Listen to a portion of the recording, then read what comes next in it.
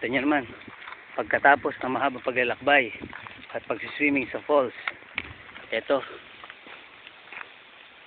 nakikita nyo, gubat pa rin yung dinadaanan namin. Pabalik na kami. Yan.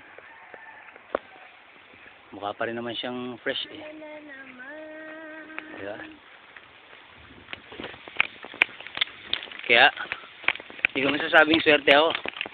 Sabi ako, blessed talaga ako. I'm too blessed to have her.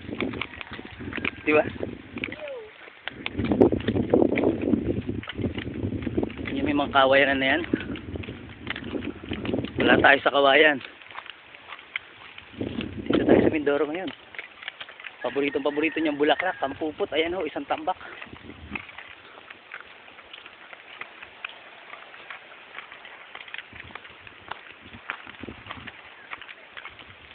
Paano? Mamaya na ulit. Adios. Ma.